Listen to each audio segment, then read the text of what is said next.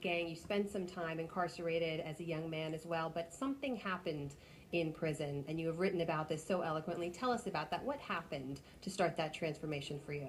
While in prison, I met my father for the first time. And that relationship that we developed in prison had a tremendous impact on me, redeeming and transforming my life.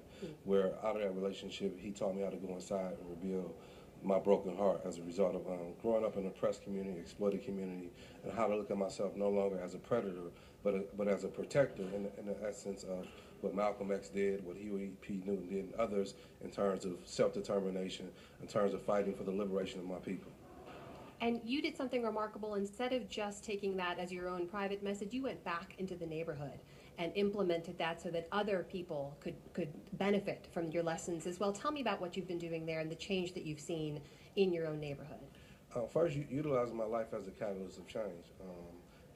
Too many of us are trying to change the world without changing ourselves, and which was providing me the manual of going back in my community as someone who helped tear it down to help now rebuild it, through opening up a bookstore, through doing an annual backpack where we just did our 10th consecutive. And some of these things are not solutions by any means. However, they're solutions in the sense of providing hope. They're solutions in the sense of meeting the immediate needs of our community. They're solutions in the fact that folks in this city who have been left for dead, and we're awakening them and serving them in a way that's speaking to their immediate needs and organizing them, saying that we are our own saviors, that we don't need no white savior. I'm curious, Yusef, you've been sitting here watching the whole show. You've seen the panels and listened to what people have had to say. What's your reaction to what you've heard so far?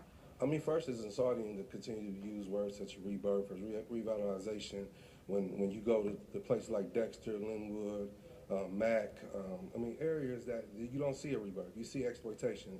It's insulting when you refer to a Dan Gilbert, who is a top-down, or Mike Duggan, who's playing Monopoly with Black lives. A city that's now 85% black. When you talk about Southwest, now it's 90% people of color, and our voices are not at the table. Our voices are being disrespected, but understanding that the pride and the hope is the result of the resilience of black people in continuation of fighting against white supremacy. So, Yusef, moving forward, how do you make sure that the voices of Detroit are part of that conversation? First and foremost, again, we organize it.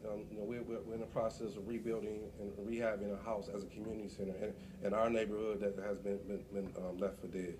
But particularly connecting the dots. There's many Yusefs who's doing this work who are not me per se, but whose voices need to be uplifted. And you're creating these opportunities, but who are these opportunities really benefiting?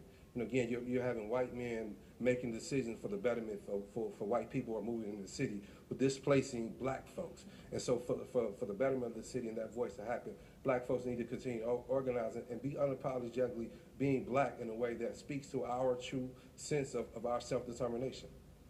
All right, Yusef Shakur, thank you so much for being here with us. Matt Nelzie, back to you. Thank you.